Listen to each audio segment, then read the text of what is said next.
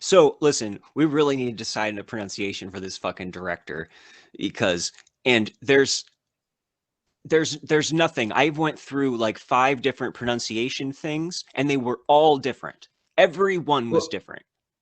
I think we should confuse everyone, and you should choose one, and I'll choose another throughout the Okay. whole podcast today. Uh I thought it was either Hanukkah or Haneke. And Michael Haneke. Michael Ah, Haneke. Haneke. and then I I clicked on like that one and laughed my ass off. Haneke.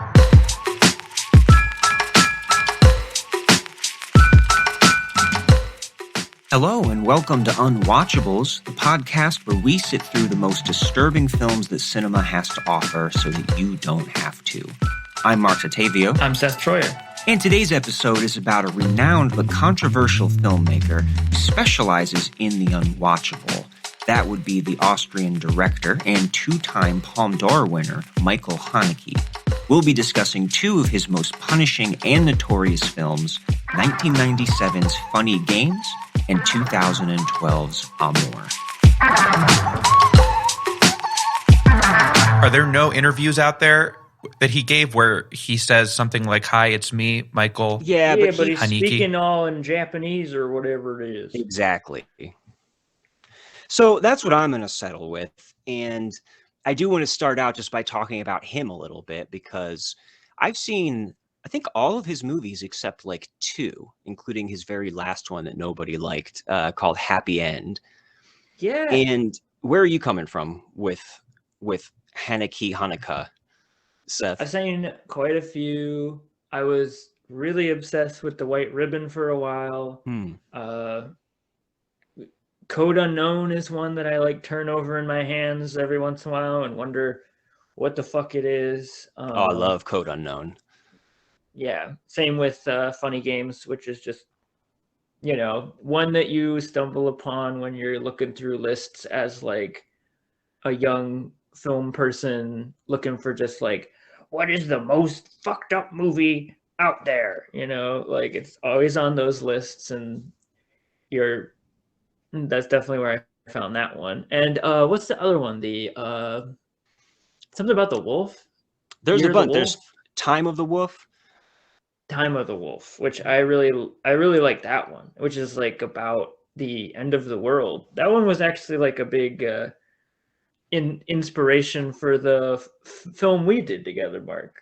Secretly, when I watched that, I was like, "There's a way of doing post-apocalypse." We did a post-apocalyptic backyard gay movie called Ronald Wants to Be a Barber. That's our plug. That's our plug for ourselves there right at the beginning. We're supposed to save those for the end, but tied up in development hell, but one day audiences everywhere will see it.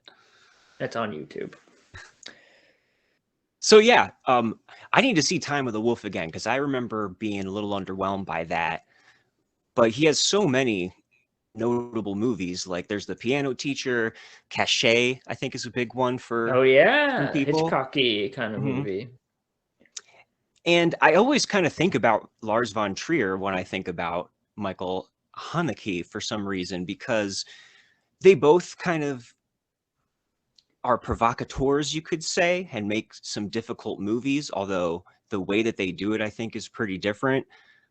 So Michael Haneke gets accused of a lot of different things, like of being scolding and condescending towards his audience, being cold and clinical and being more interested in punishing the viewers than in giving them a good time. Maybe even more so than Von Trier, because you could argue maybe there's even a moralistic thing going on that Von Trier usually doesn't, at least when it comes to Funny Games. And that's why I think that's a really good, that's like the quintessential Haneke movie. Mm-hmm. Although nothing really approaches that level of cruelty in his other ones, I feel like. That one is like the climax of him just being so serious and so cruel to the audience in this way. Absolutely. I mean, he comes right out and tries to implicate the audience in it, and I definitely have thoughts about that. But I think so yeah, Funny Games is the one we chose, although we could have gone in different directions with this. I know the piano teacher has a few really disturbing moments in it. A lot of them are very eerie, but nothing I think is as intense and just flat out like harrowing as Funny Games is. And borderline unwatchable. Yeah, Oh because boy. I'm not totally sure what order these episodes are going to come out in, but we have already recorded an episode for Antichrist and Freddy Got Fingered. And those are mainly movies that just show you gross things. It didn't really get under my skin the way that Funny Games does. Funny Games really kind There's of freaks me out. intention. That's the real thing. Like in Freddy Got Fingered, it's so much more about like just the wildest, silliest things that can come into Tom Green's head. And Antichrist is all of just like the mad scribblings of Lars von Trier on his worst days. And there's no like, I think we talked about how like the real thing about that is like it's a nightmare and it's not about unpacking what it means and it's not about like subtext necessarily, where this is all like you feel like someone is like arguing with you through this movie or like pointing at you. There's like clear intention, and it's quite often very difficult to figure out what the intention is and why someone would do this and why I should keep sitting through this whole thing, Yeah, and maybe before we go any further, I'll do a quick plot synopsis. Not really diving into the weird meta stuff that this gets into, but just right on the and surface. we will be talking about Amour in this episode as well, right? Absolutely. That's a whole different kind of punishing.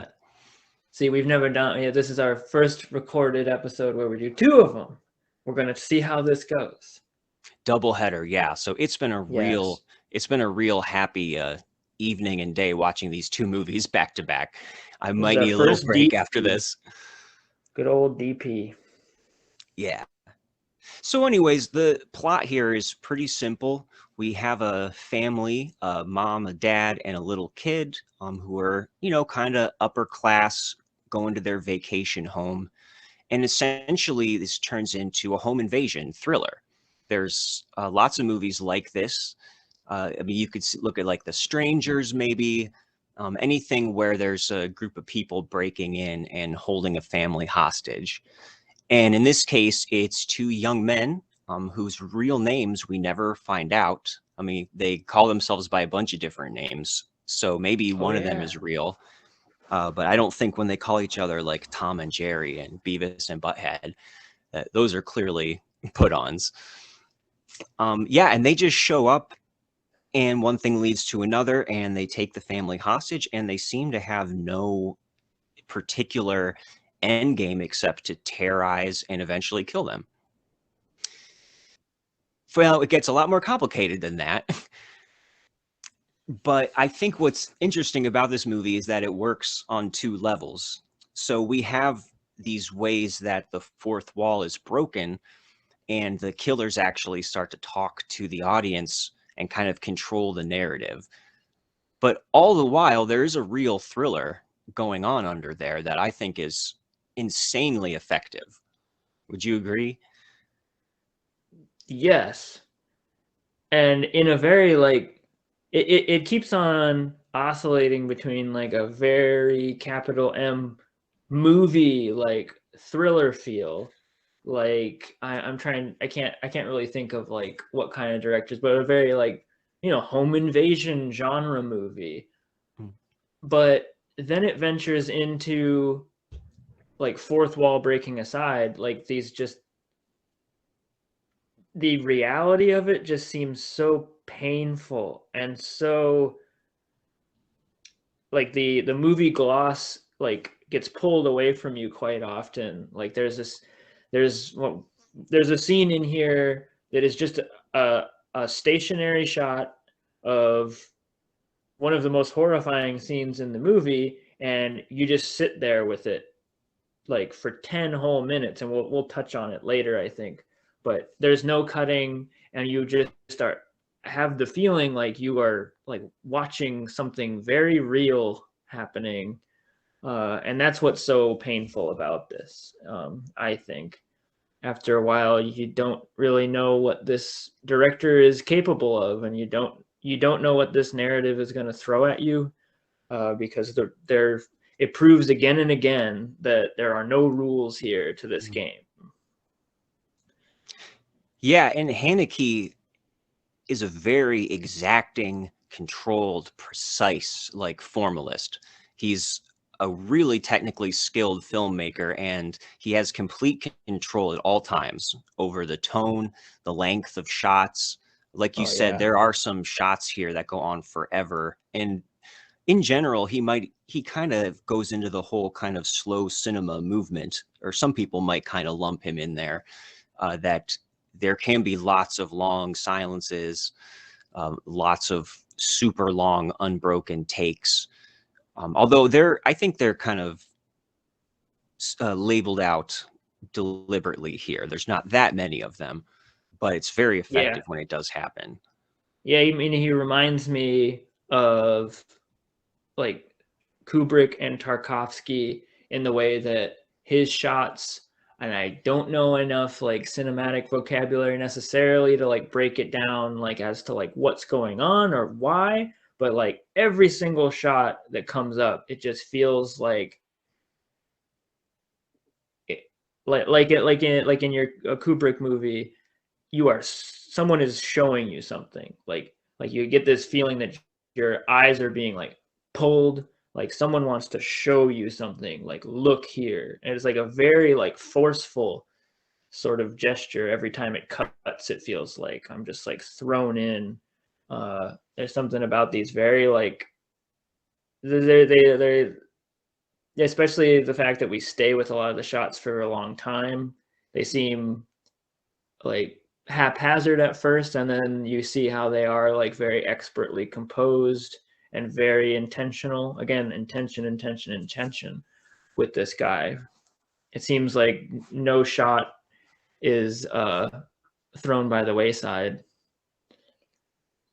For sure. And let's start getting into his intentions here. And I think a good place to start breaking this down with is in the very opening of this movie, which has the family driving to their lake house, and they're playing opera CDs for each other and trying to guess like what it is, like a little game that they play, perfect, just bourgeois little thing. It's a game. It's the first of the games. First of the many games. It's one of the best.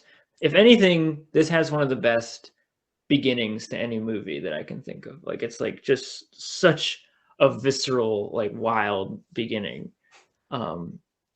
Continue. Right.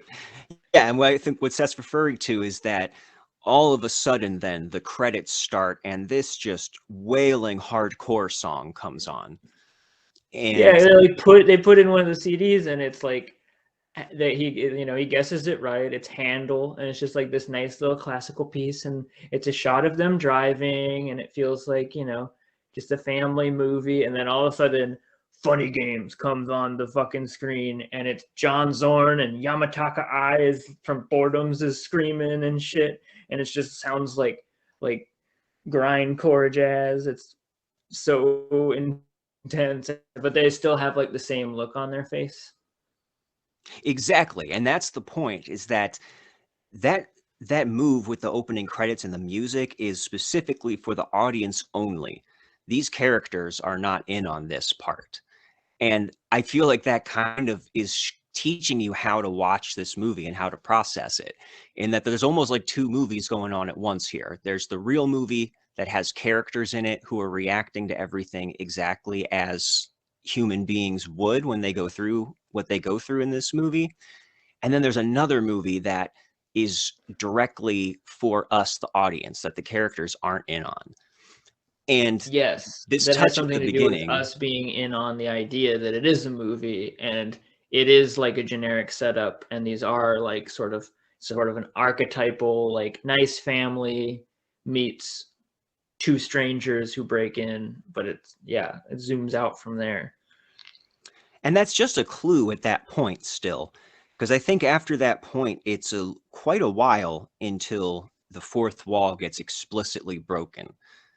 So if we just talk about the meantime, there's kind of when the movie is at its most conventional, whereas an actual thriller, it just ratchets up tension. And, you know, these two young men show up at the house when the wife is alone, wanting to borrow some eggs. And the whole way that this scene unfolds, with them being very polite, but also a little too assuming, a little imposing and awkward. And you see them slowly start to wear away a little bit at the wife's patience or what she's comfortable with. And I think it's just an exquisitely like squirm-inducing scene. How It's this first real unfolds. world horror for sure. I think we've all been in these situations. Not quite. They you know, if you're lucky, they don't boil to this this craziness. But we've all been in those sort of situations where, yeah, the whole thing is it starts out with just like someone coming over, and you're like, it's all formality. You're like through through the motions of like, oh yes, neighbor, come in, neighbor. You want some eggs? Of course, I'll get you some eggs. Like, oh, you know, oh, you dropped the eggs. Like, oh, well, I suppose that's okay, you know, all right. And then it's like one thing after another. You slowly are like, it's that mode of thought starts to dissipate after a while. You can't keep up these formalities, and the longer they're in your kitchen, the longer it becomes apparent that this is a stranger, and I don't know this person. And I like, most of the time we have the confidence in that you know, people are safe and generally like not here to hurt us. But yes, I mean, it just keeps going from there, where it's like, and then he like drops them again, isn't it? Like he gets more eggs and then drops the eggs again, I think. Because a dog jumps on him. Because their dog jumps on him. And then Although we don't he even see it happen. insists on like, well, I still need eggs. And then she's like, we only have the eggs for us, then we won't have any eggs. And this stranger stares at you and says, and you just, and it's this uncomfortable, like, they have now bypassed the formality, right? And they are now crossing a line, and it starts to dawn on you that, like, I don't know how far how far over the line this person might go. And you can see that slowly dawning. A lot of the movie is about like the situation slowly dawning on the faces of these actors, and that's really where the acting comes in. Like, that's what's really amazing about the performances, I think, is like watching their faces as they're like, oh, this, you can see it go from like a 6 to a 10 all of a sudden in intensity. Like, oh, this is what's going on. Because then is the next thing the cell phone? That's somewhere in between. I think the eggs is that he knocks the cell phone into the water. The other guy wants to try out the husband's golf club. And yes, yeah, another guy comes in. It just another keeps getting more and more looking awkward. young man. Yes. And, you know, yeah, it's like there's an uncomfortable feeling of it being like these two, you know, physically capable young men and a woman alone in the house. And one of them has a blunt object, and he's very, like, you know, kind. They're very polite. You know, one of them is like a skinny guy, and the other, they even have like this comedy duo kind of feel to them. Like, one of them's like a skinny tall guy. The other guy is the fat guy who like is always like, I'm hungry, I want more food, you know. And then like the little guy makes fun of him for wanting food and stuff. It's like, but you're like, this isn't right. There's something wrong. Well, yeah, because it eventually becomes clear that they will not leave. And it gets to the point where the wife is trying to just insist that they leave. And they're still using pretense at this point. Like, I'm just shocked. I don't know what happened. What could have caused you to want to kick us out? This is, I mean, I'm going to have to say something to the people we're getting the eggs for. but we're still going to need the eggs. And they just talk and talk, and they won't leave. And that's when the husband and the son come and show up. And yeah, a certain, not to drag this out too much, he eventually smashes the dad's leg with the golf club, and from that point on, it's a pure sadistic hostage situation with no apparent motive. Right. And yeah, you're right. We shouldn't belabor it too much, but this opening is sort of like a good example of like it's all about tracking it with from the perspective of these two's like twisted idea of a game, which is like this whole very like we've all met, it's a very like masculine kind of strategy of like, I'm not touching you, they're like a very like boyish kind of game of like that they're doing. It's like, well, I'm not doing anything, why are you freaking out? I'm not freaking out, and like the whole thing eventually culminates in the dad slapping one of them, and then they're like, okay, you hit me, you crossed the line, so now I'm going to cross the line even further and smash your fucking kneecap with this golf club and kill the dog. And then yes, it goes from there, just escalating and escalating and escalating. Yeah, and there is a sense that all of that stuff at the beginning is just a pretense as far as the way that they actually meet and the way that things escalate. It seems to me like the moment they got into the house, they weren't going to leave, and they were just going to mess with these people in any way. And one of the kind of threads in this movie is that question, why are you doing this? And their first answer is just, why not? And as things go on, there's a scene later on where they're again asked, what do you want? Why are you doing this? And he starts giving different answers. And it reminded me of the Joker in The Dark Knight when he tells this origin story, and then the next time he tells a different origin story. And then at that point you're realizing, oh, probably they're all made up. We're never going to get the rationale that we want out of this. And these two guys do the same thing. I mean, kudos to Haneke many, many years before The Dark Knight, that first he gives a story about, oh, well, Tubby's parents got divorced and that traumatized him. But not really. He just had this depraved family life, and, he had sex with his mom. And then he's like, no, I'm just kidding, though. But really, we're drug addicts. So, we rob houses like this and we steal their drugs, or we're the money for drugs. And I think the last thing he says is like, oh, no, he's just a spoiled little shithead, just with world-weary ennui.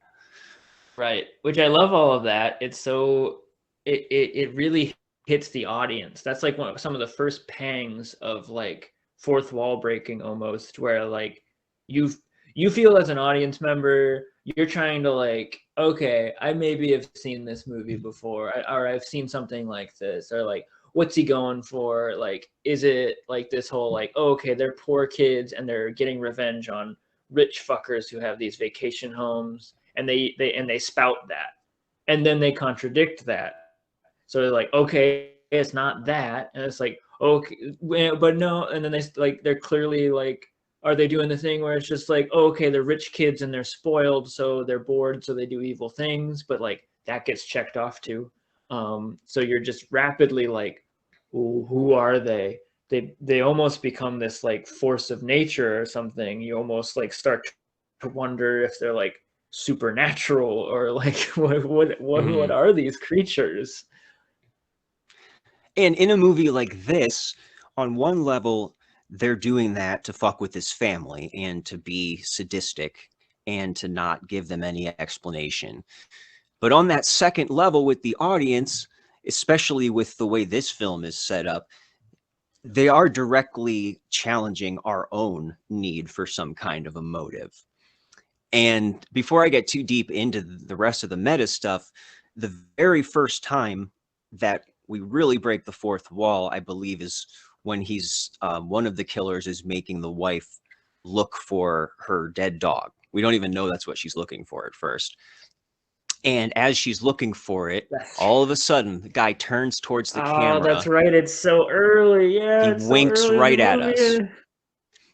So at that point, if this is your first He time watching winks. it, you might be wondering, oh, that's weird. I've never seen that happen in a movie like this. Did he just look at me, the viewer, winking? What's going on here? This is terrifying.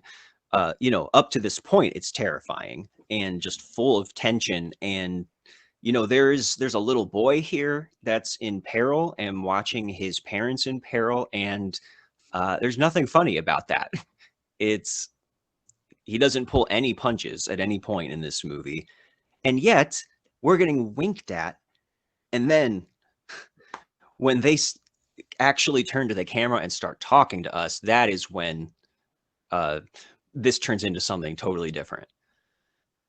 Oh, yeah. And but like the family very clearly, they don't even comment on it. They like, it's almost as if these moments are like Ferris Bueller moments, like where they can they turn and start talking to the camera, and the family, it almost reinforces the horror of it, that the family doesn't have knowledge of any of this, that they are in a movie, but these guys have the power.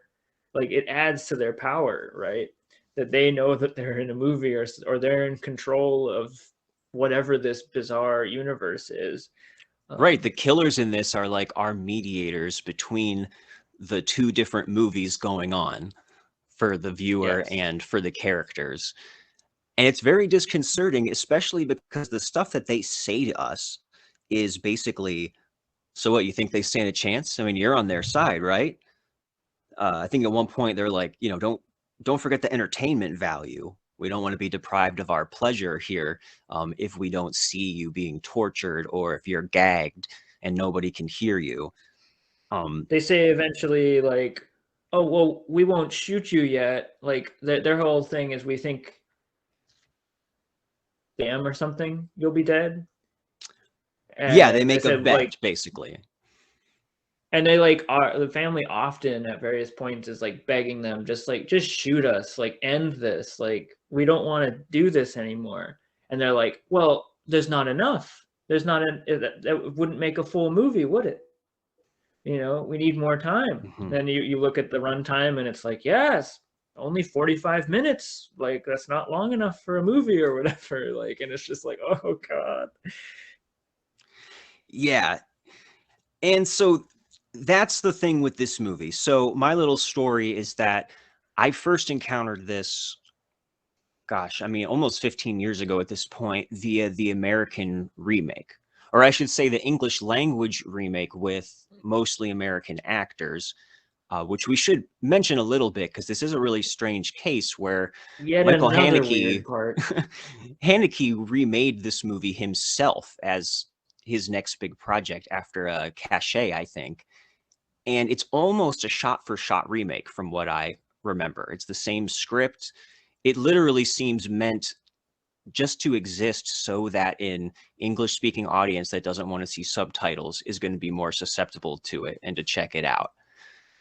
Yes, he wants to hurt more people with this movie, or whatever his intention is. He wants to assault more audiences with it.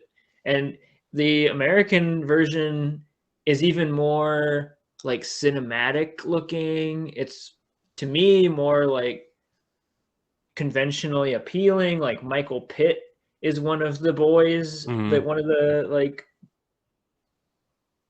break-in boys in it, and he's obviously like hot as hell. So there's like this element of like adding a candy coating to like lure you in, because I've seen both of them too, and yeah, it's like they're both at a certain point are just like genuinely disturbing, of course, but like, yeah, there's a whole other angle to it, feeling like even more of like you get lulled into thinking maybe this time it's going to be a little easier to handle, a little easier on us. Nope. And they're so similar that really, I mean, if you're listening to this and you've only seen one or the other, I still feel like you've pretty much seen the same movie. Because it really is just him wanting to target, I guess, specifically an American audience, because that's what the there's the language barrier, but also you've got Naomi Watts, Michael Pitt, Tim Roth, I think, is the father, and maybe that's something about he sees being uniquely American about this criticism he has about I don't know, needing the violence or enjoying the violence. And when I first saw this back in like, it was like 2007, I think, when it came out, it kind of pissed me off. Like, it upset me, but also my reaction was, what was this whole thing just to torture me and then lecture me about it? Like, why am I watching your movie and then being scolded during your movie for watching it, or assuming that I only am interested in seeing these people suffer? And I didn't really know what to do with that at the time. But I do have kind of a different view on that now, but maybe you have something to add to that first.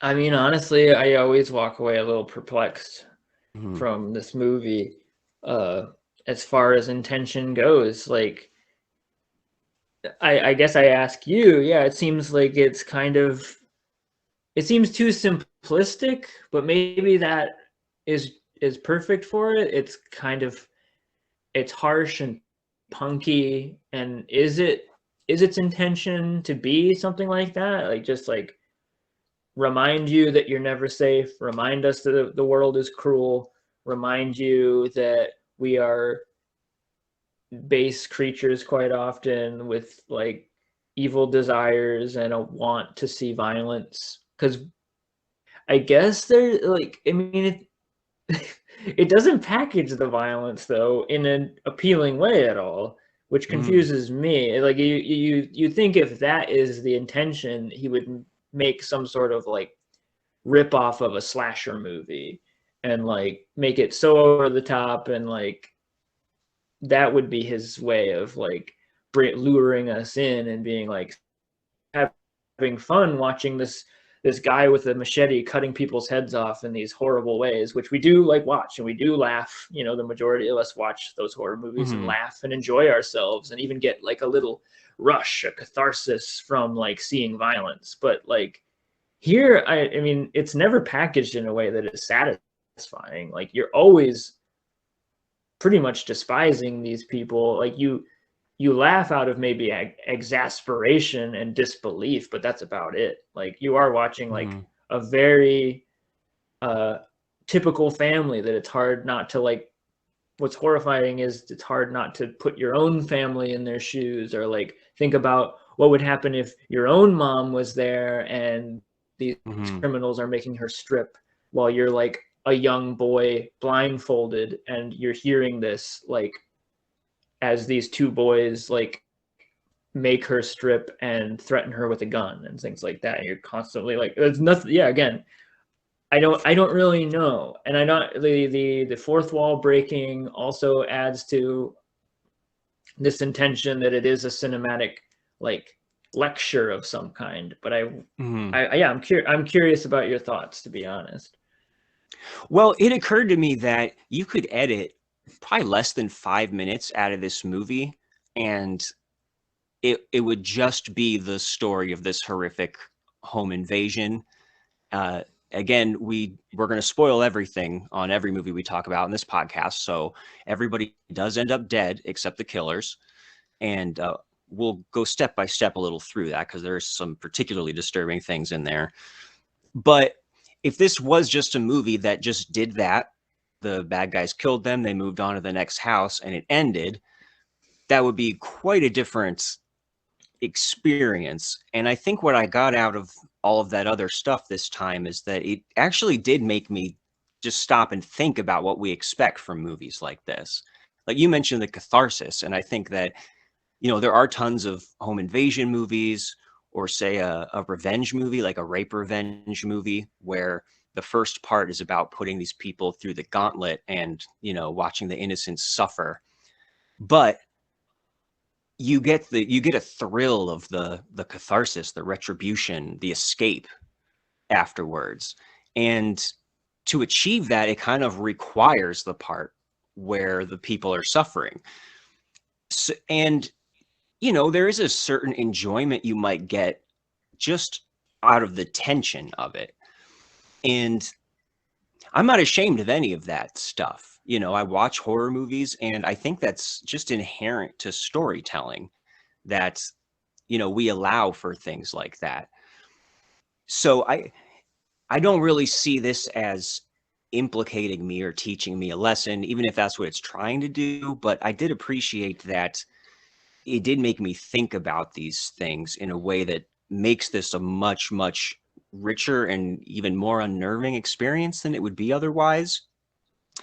And it almost feels like, though, it is criticizing bad movies, like a movie that is just where someone is just getting off on the torture porn aspect of it. Like, even if they're not the bad guys, maybe it's in, Saw or Hostel or something, where we are getting a thrill out of the awful thing happening, but we have kind of a contract with the movie where we're going to get the catharsis, the thrill afterwards.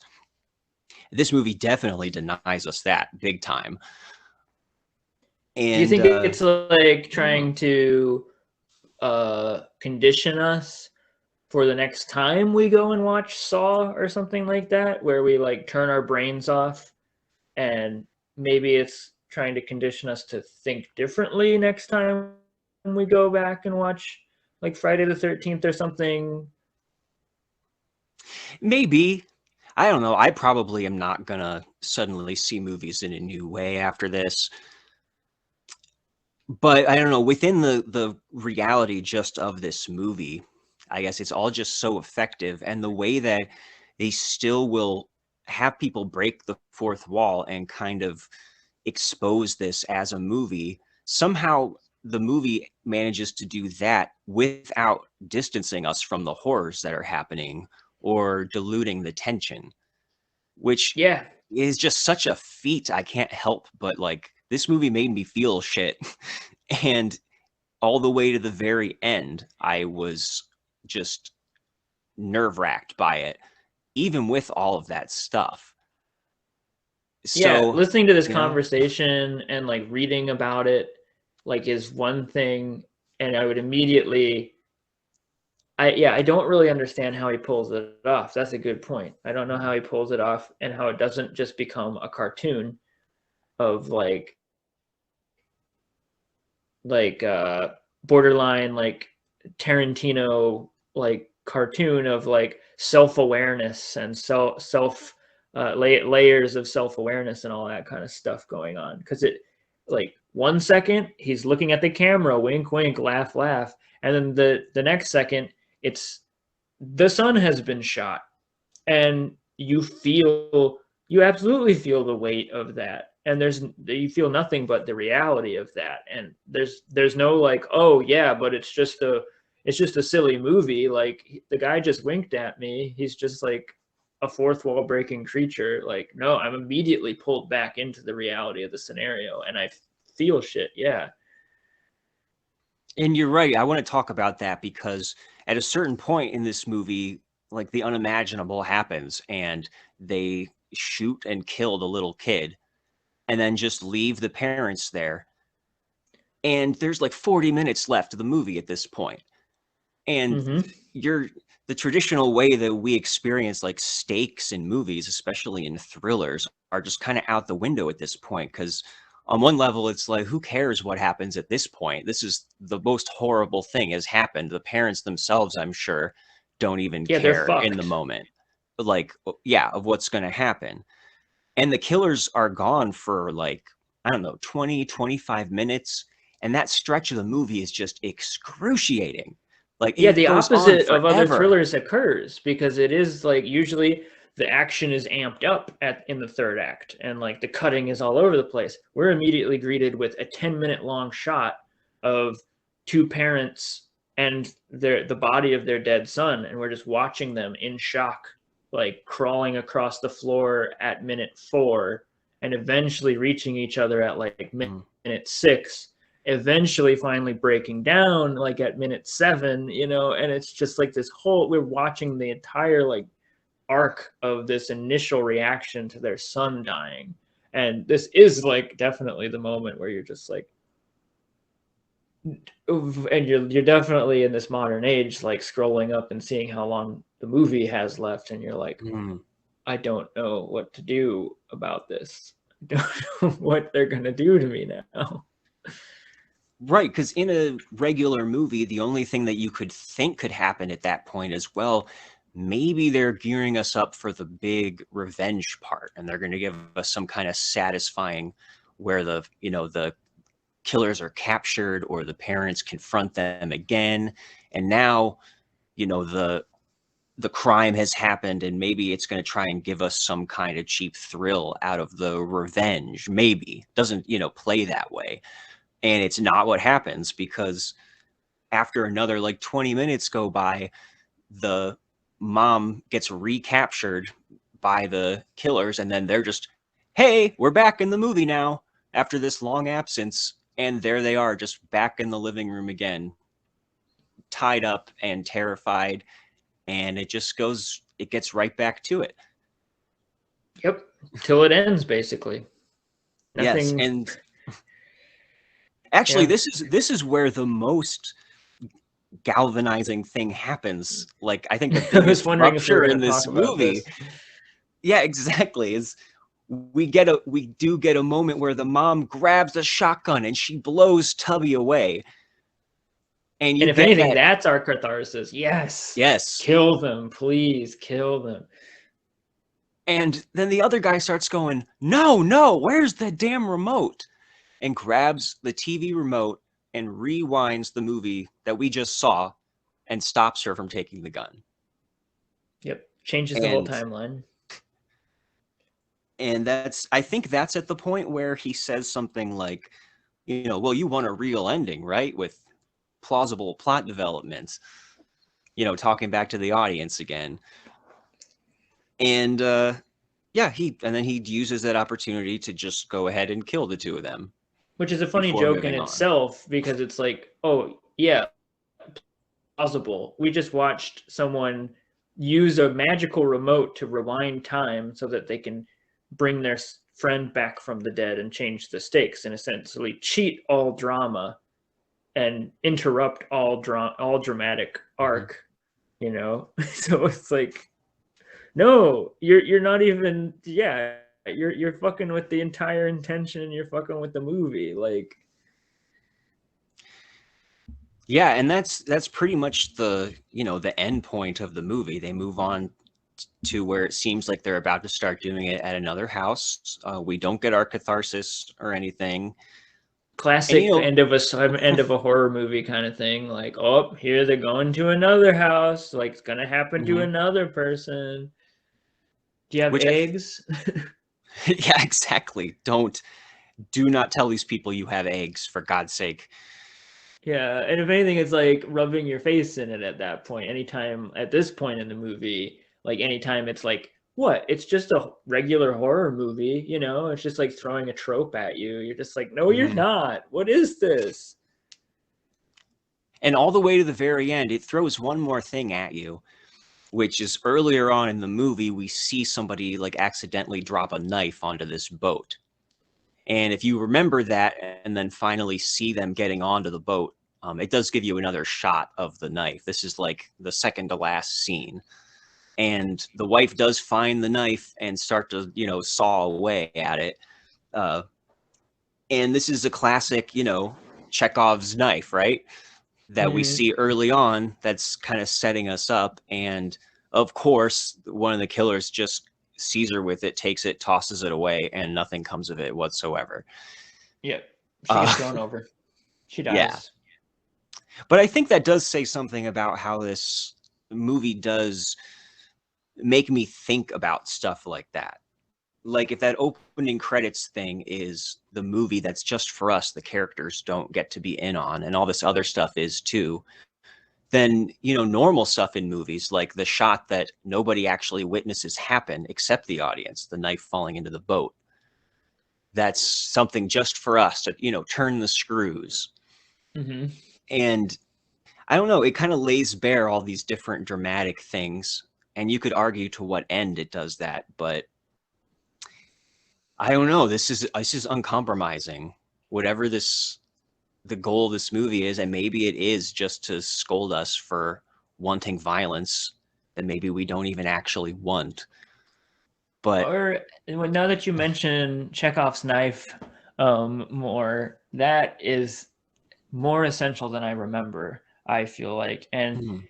regardless of if he's making some sort of greater like social commentary, I feel like there is thing to the commentary on movies and narrative.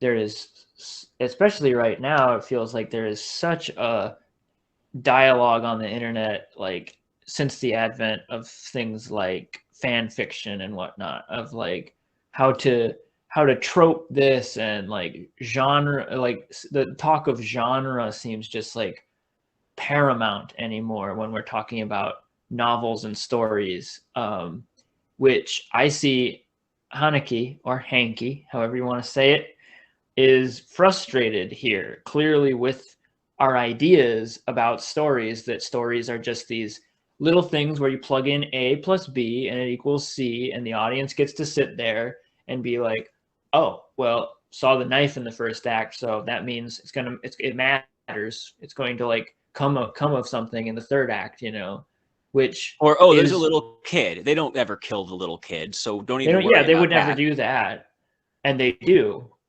because fuck you. Like, it shouldn't be like, stories shouldn't be like that, short of like, just obviously there should be entertainment out there, and just like low stakes entertainment is fine.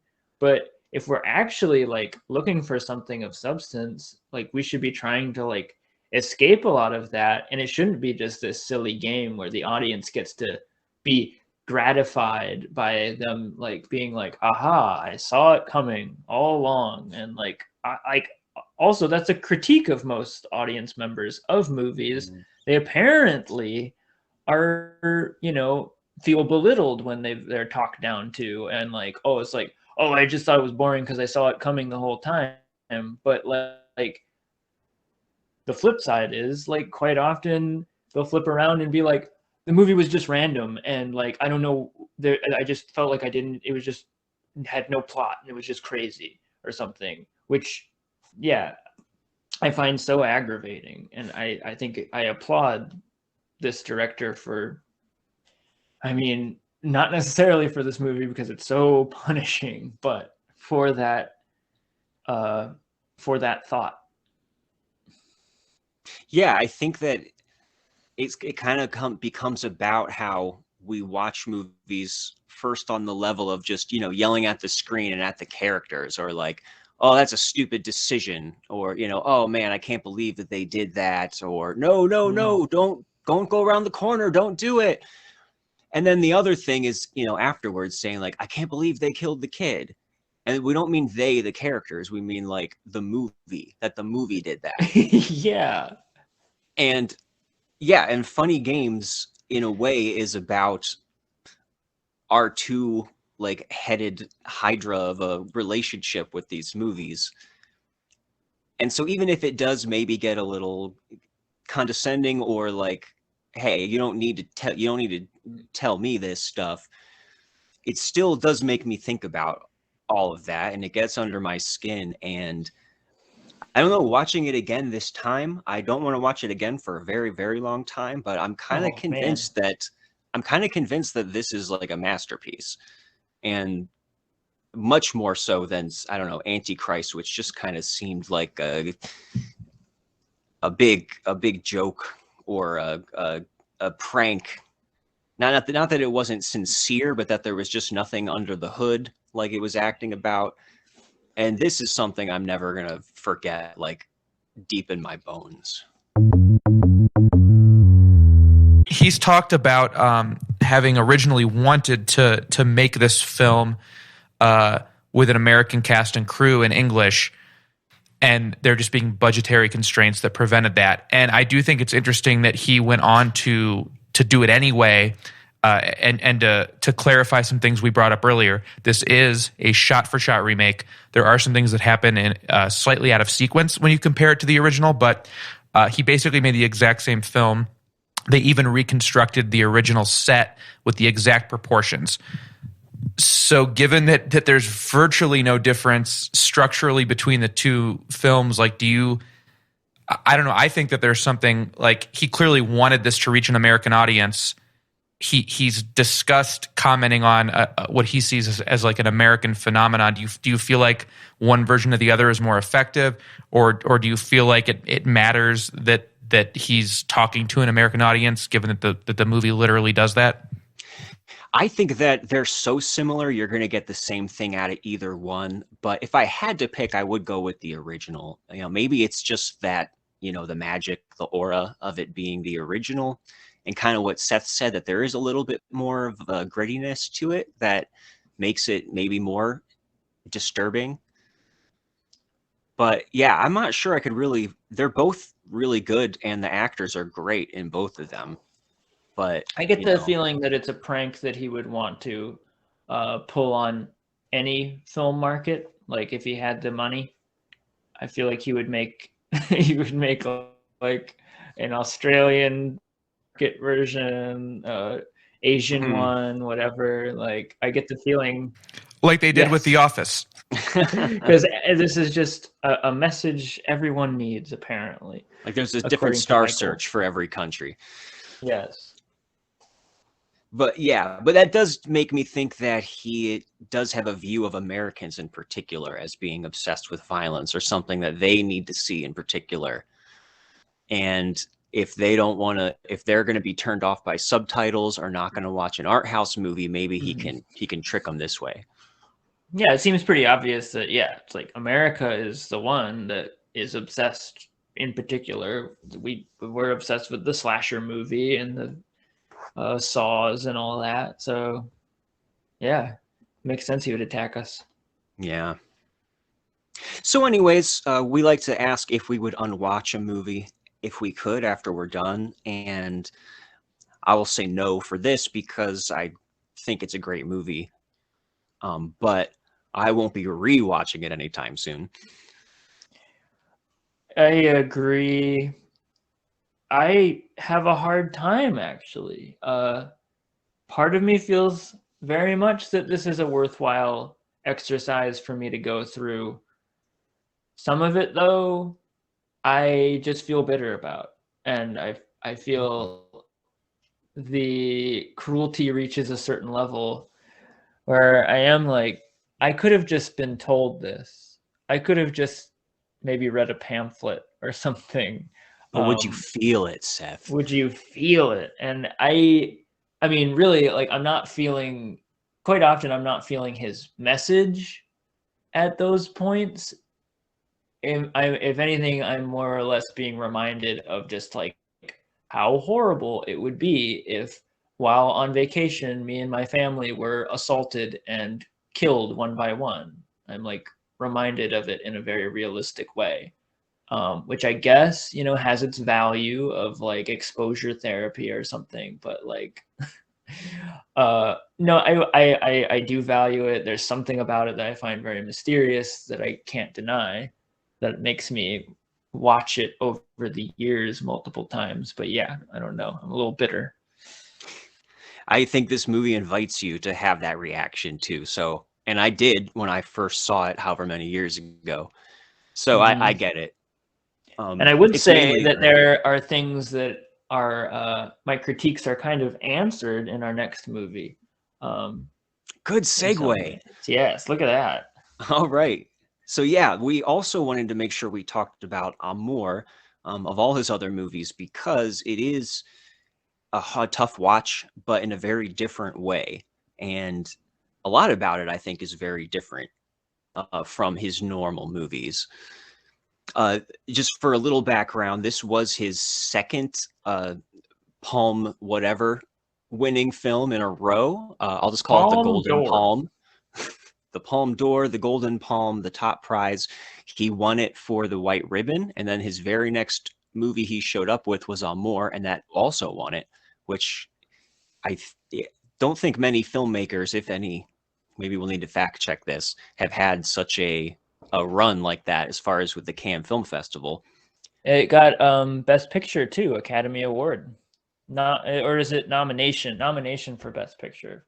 Yeah, it had to either be nominated, unless they put it in the foreign language category. I'm not sure. On my little DVD here, it says Academy Award nominations, including Best Picture. Oh, 5 nice. Academy Award nominations. So yeah, this was, I don't think, greeted as a provocation or as controversial. Clearly, it went over really big with the festival crowd. And I think that it's probably his most straightforward movie that I've seen. And Yeah, that's kind of what makes it stand out. it's not Do a you want to? cinematic experiment, really, but Yeah, which yeah, should I doesn't go mean into the it's plot a. or Yeah, something? go ahead. I did funny games. So why don't you tell us about Amour? This one's a lot easier, I guess, to explain, because and I think that's probably why it's more accessible to a wider audience and got more, even though it has some of the most difficult things to watch, which is watching two people ruminating on death and one of them slowly circling the drain of death, which is about this older French couple. French? Yes, French. Mhm. And they are living in an apartment, and basically it all begins with them sitting down to a breakfast and everything seems normal, and the old man is telling a story and all of a sudden realizes that his wife is staring at him but not hearing him, and he stops and he like waves his hand in front of her face, and she's just still staring at nothing and not moving, and she won't move, and he tries like putting a wet rag on her head, and she doesn't react. And then he goes away to like try something else and comes back, and then all of a sudden she's fine, and she's like eating breakfast like nothing ever happened. And he's like, what the fuck, like you were, what happened, you weren't even, you just froze on me. I don't know what happened. And she's like, I didn't do that, I don't know what you're talking about. And then she raises her teapot and immediately starts pouring the tea everywhere. We clearly see that she's having some sort of break. And in the next scene or so is really revealed to have had a stroke. Part of her body is essentially starting to shut down through the next part of the film. And she's needing, as the movie goes on, basically the arc of the movie is us watching her deteriorate and need more and more help from nurses and the husband. And it's ongoing dialogue with is it their daughter? Yes. Yes. The daughter keeps visiting. I guess I should also mention, yeah, she was the old woman was a famous pianist at one time before the stroke, and a lot of pretty much the only music we hear is pieces that she's played over the years, I assume. Yeah, no hardcore music in this.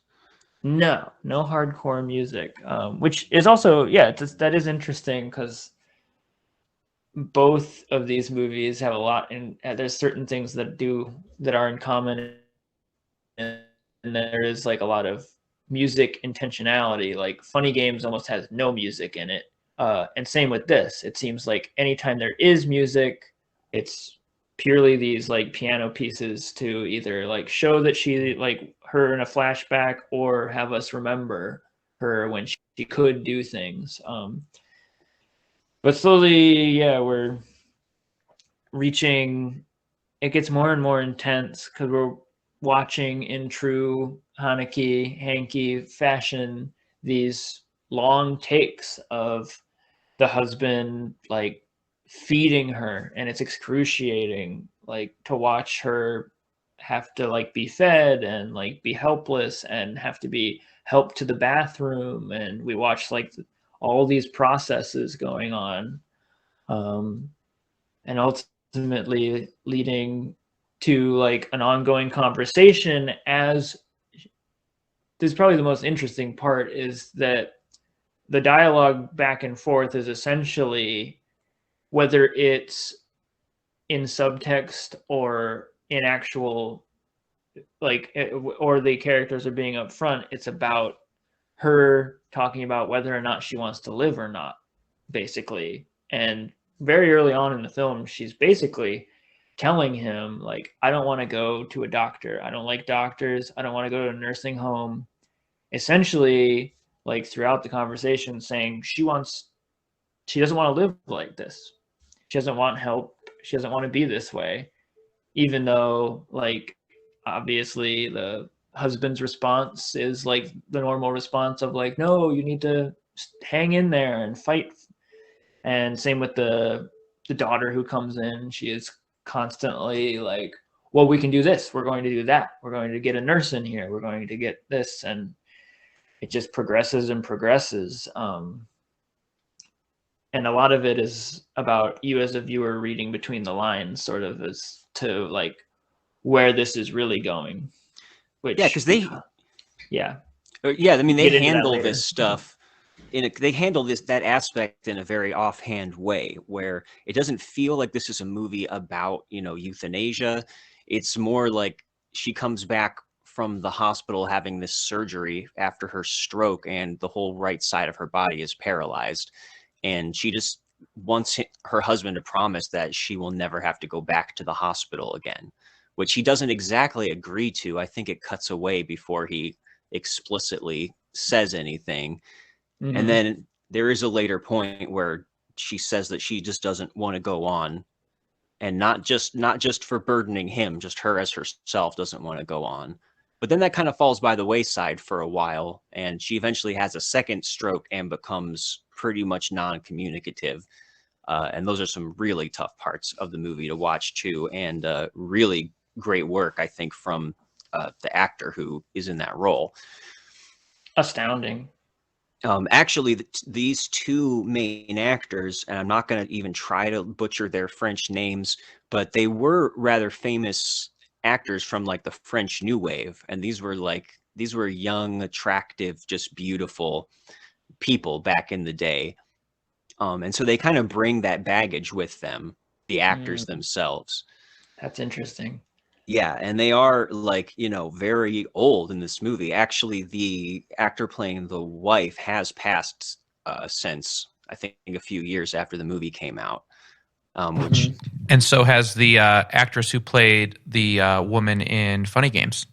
really? Oh, Actually, Funny Games is weird because that woman died, the man who played her husband died, and the guy who played Peter all died. Man, Haneke What?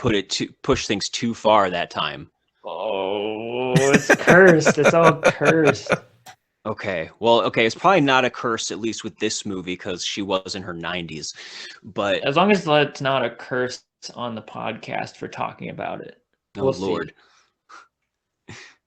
So yeah, and I think it's worth mentioning too that it's not even a spoiler to say the opening scene of the movie is kind of a welfare check happening at the apartment, and it's empty except for the woman's almost like mummified corpse is found in the bed. So there's no ambiguity about where this is heading from after the very first scene.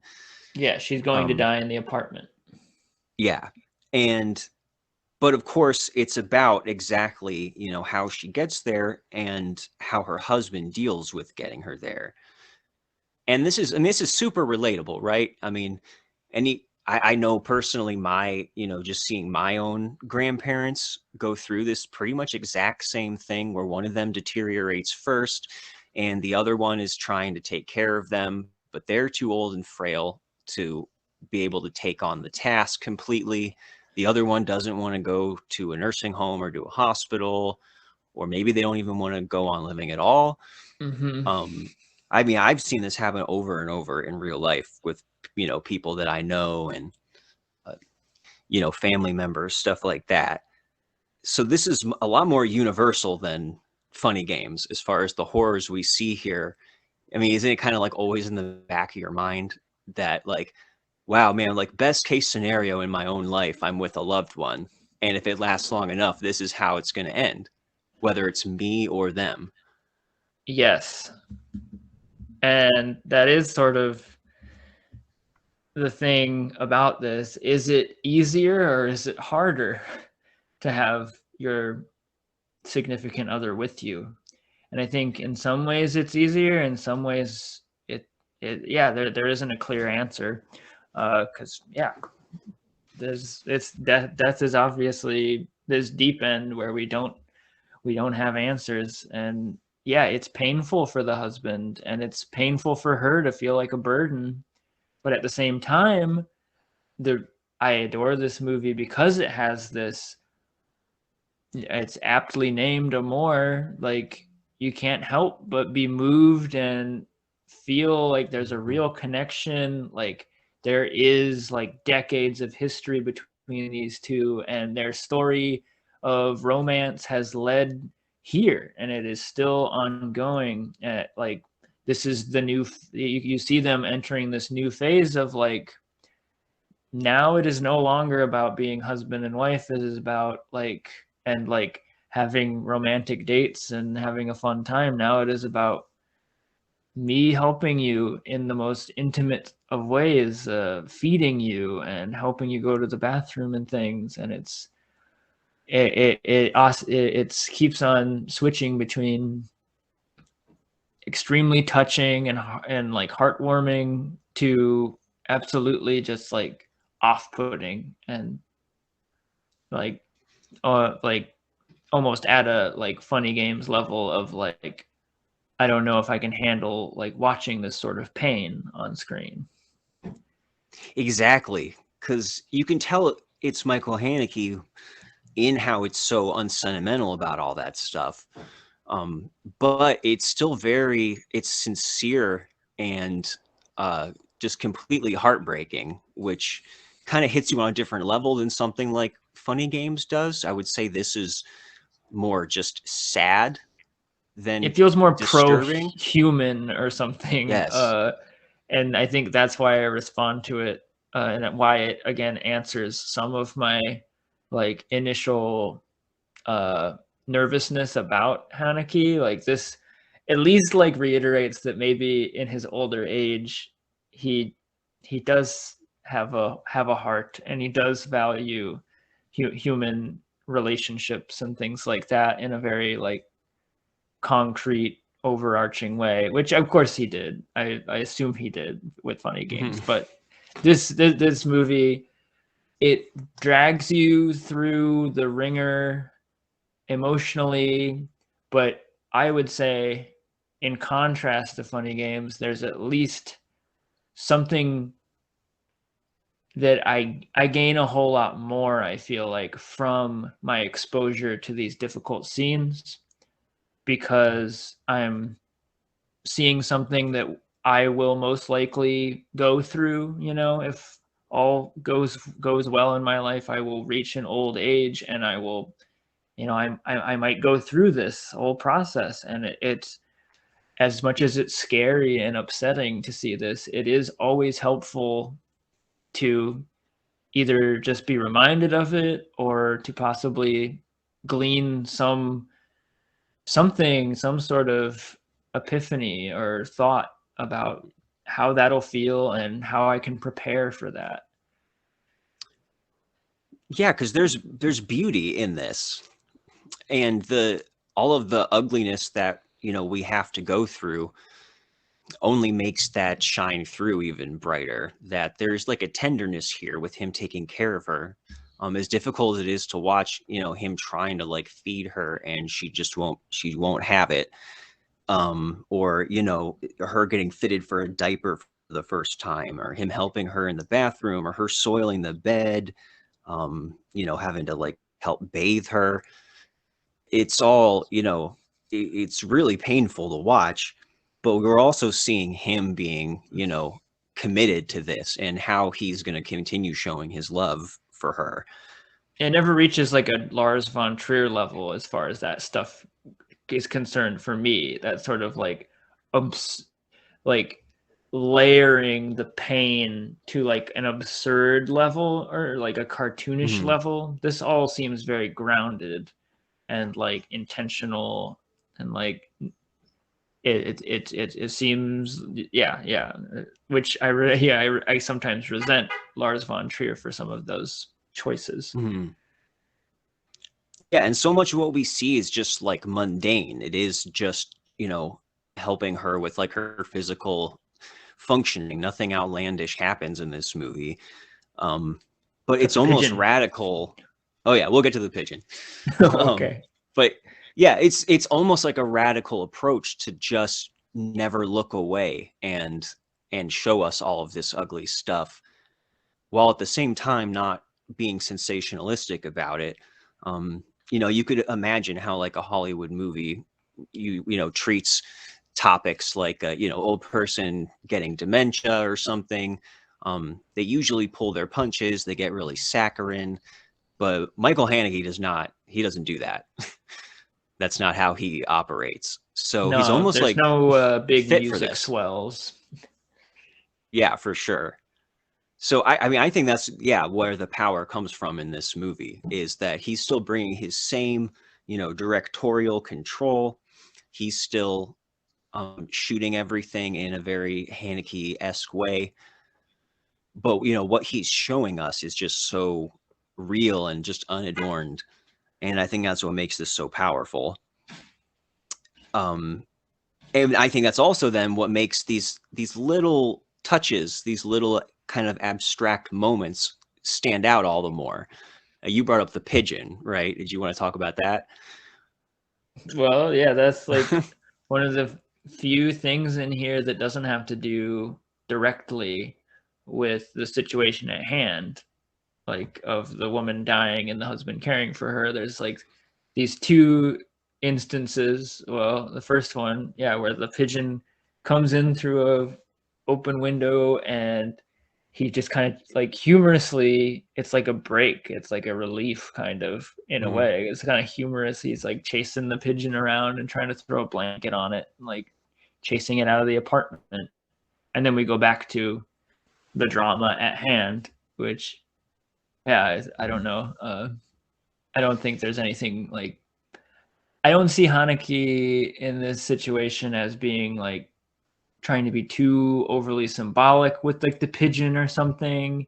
If anything, I just see that as like what it is, which like in it, like what it is in the context of the cinematic movement, which is it's a release and a reminder that life goes on, right? There's life outside of this apartment, and life after these two are gone. Things will continue, kind of.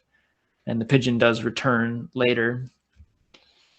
Yeah, it's just the scene of him chasing it goes on for so long, and it's so late in the movie. I believe it's after she actually dies, which we'll talk about that in a second. That you want to attach this special significance to it, but the moment that I start to think about, okay, so what is the pigeon her? Does the pigeon symbolize? I just want to shut it all down, because that instantly is just going to take the magic out of it, and it just feels like right while it's happening and not super on the nose. And so that's all. Should we talk about what happens? I agree real quick with Seth. I think when the pigeon looks into the camera and says "chaos reigns," that it's more of an affirmation than anything else. Was this pigeon up for the Palme dog too? By the way, these are running jokes from other episodes. Hopefully, you will have heard the Antichrist in the episode description, we will link to my change.org petition to allow birds into the Palme dog contention. So please sign that if you can. Every signature helps. Mm-hmm. If you can have foxes, there's no reason to exclude pigeons. Yeah, killer scene. Yeah, or actually, while we're on the pigeon, though, there's a few other moments that are kind of like that. I think after something especially painful happens, there's just like a montage of these paintings that are just like landscapes that doesn't seem to have any special significance, but it just feels right. It's like this respite. And there's like a point where he has a nightmare too. That's a little like expressionistic. Yes. And I think that's basically it. But those things are just like so striking in this context. Because there's so few things like it in the movie. And like, if anything, the paintings are great. Like, I feel like I'm very aware that I'm like bringing the baggage of the movie to those things. In the same way you might be bringing the baggage to the pigeon scene too, or like where it's like, how does this fit in? Or like, how does this landscape painting fit in with like the greater message of these two going through this death cycle? and really there isn't any like big answer, but you do bring that, like you feel it, like while you're looking at these like landscape painting montages, you're again just sort of, if anything, you're reminded that there's life beyond here, there's more out there. It's an interesting gesture.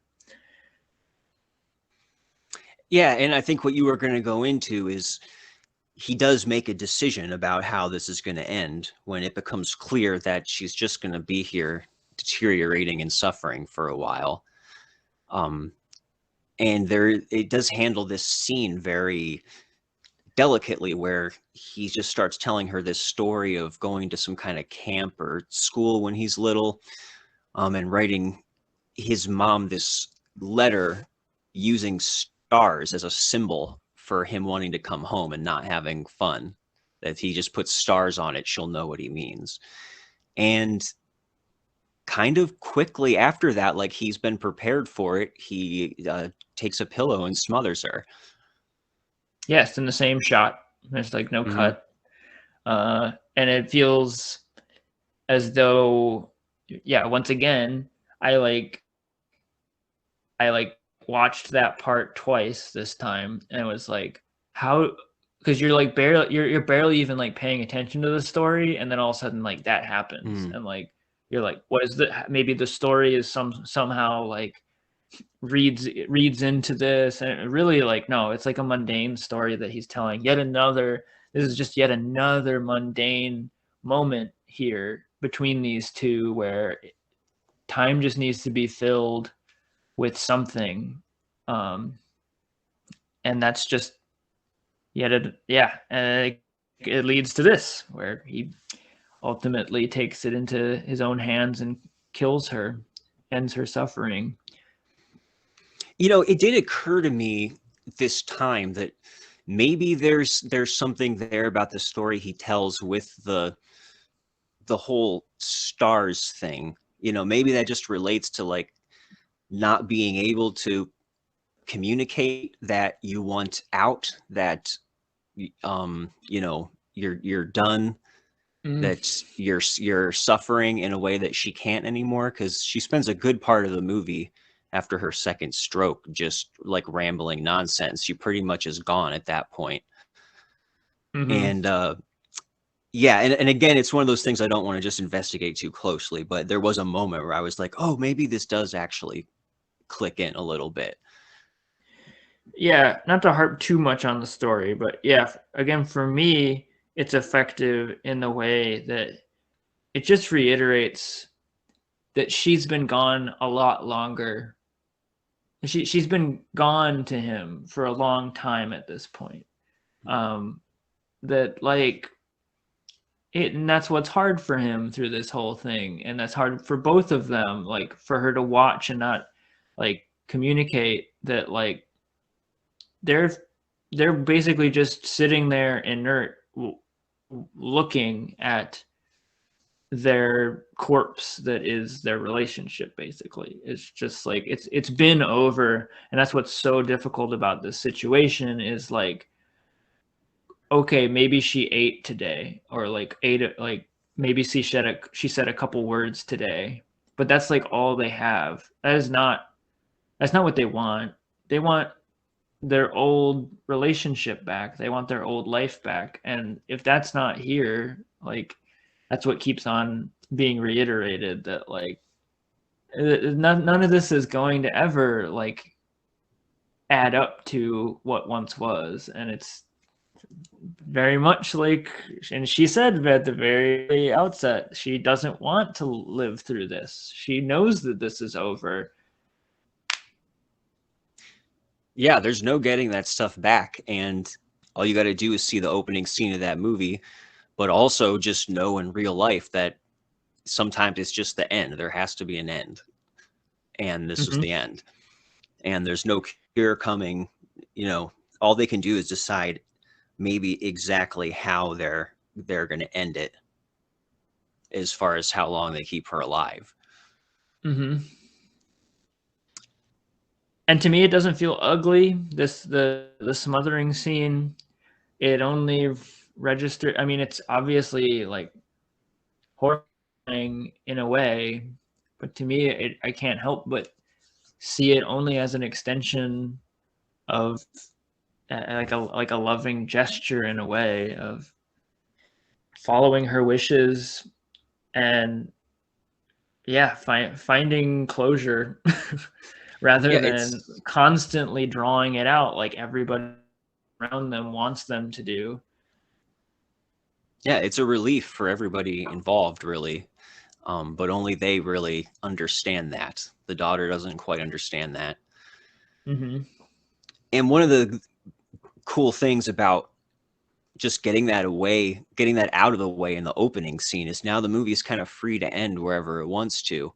And we do have him preparing to leave the apartment. He's writing these letters. He catches the pigeon and sets it free, presumably. And we get to see him like leaving the apartment. It seems like for the last time. I'm not really sure where he goes or what comes of him. Mm-hmm. But all of a sudden his wife is just back there making dinner. And that's such a it's such a simple thing, just a cut to just her being there back to normal, not in this like sappy way, but almost in this like dreamlike way. And they both just kind of get on their coats and take off. And it can end there because we've seen that. Yes. Yeah.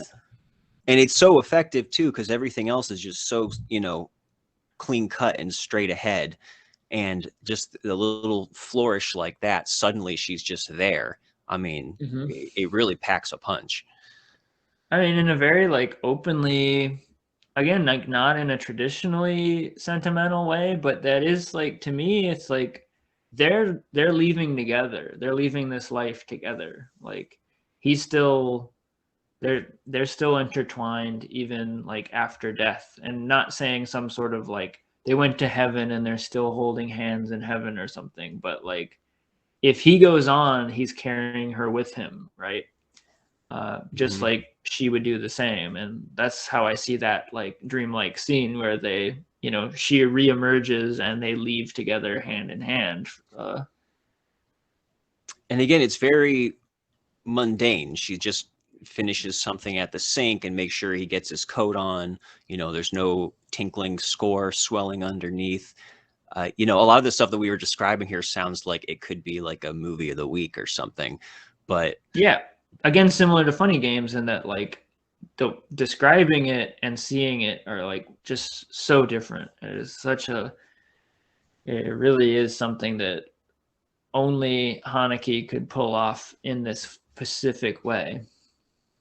And so, yeah, it turns out he does have a heart after all. Yes. And that's kind of the big surprise. He still really feels the need to wail on you, but yeah. Yes. Yeah.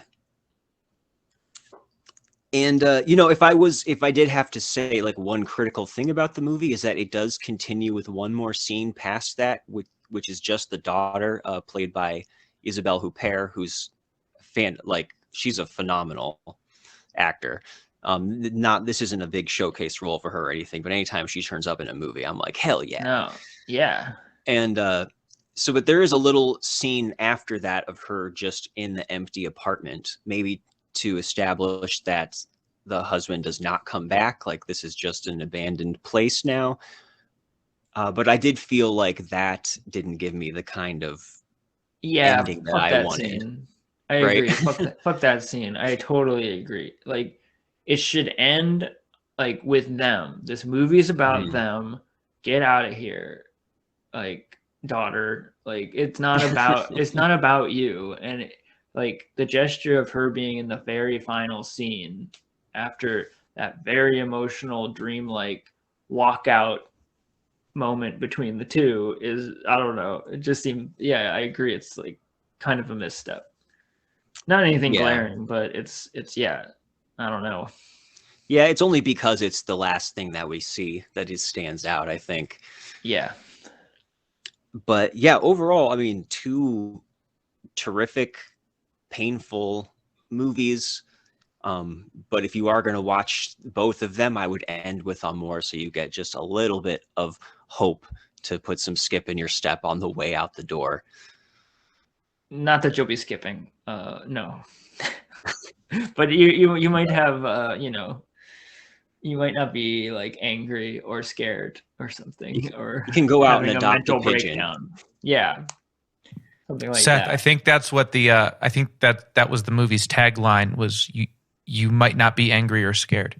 Did you guys notice that the main characters in Funny Games, the couple, and the main characters in Amour are both couples? They're named Anne and George. I noticed George, but Anne too. And actually, this is something that occurs in at least 8 of this guy's films.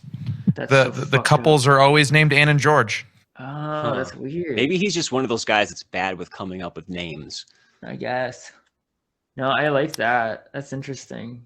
He scrambles at the last minute when the credits are due to come up with character names, and that's what he submits every time. I like to imagine he has like 6 kids, and they're all named Anne and George. Yeah.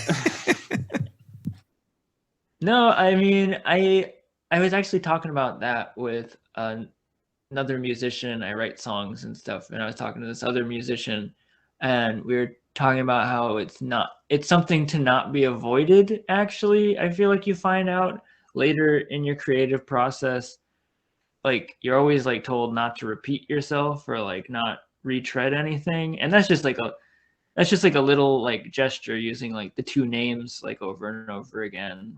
But that hints to me, and like we were saying in our conversation, like there's like certain artists that use like certain motifs over and over again, or they're like, oh, they're still talking about the fucking moon in their songs or something like that. It's because there's so much to talk about, and like the conversation is not over. And for me, that shows like there's a thoughtful through line that like to Haneke's like work, which, whether he sees it that way or not is true. I mean, there is like one person's psychology being kind of filtered through a lot of this, and a lot of their obsessions being filtered through all this.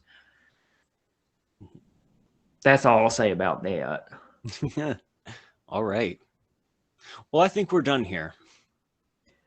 Yeah. I think we had a few good opportunities for a cutoff point. Sure. Editing wise. Definitely. That was a good one. Unwatchables is produced by Tony Scarpitti, hosted by me, Marc Dottavio, and Seth Troyer, with artwork by Micah Kraus. You can find Seth and I on Letterboxd under Marc Dottavio and Sloth Troyer. You can also check us out at unwatchablespod.com for links to our Twitter and Instagram, or support us on Patreon for bonus content and to have a say in what we watch. Thanks for listening.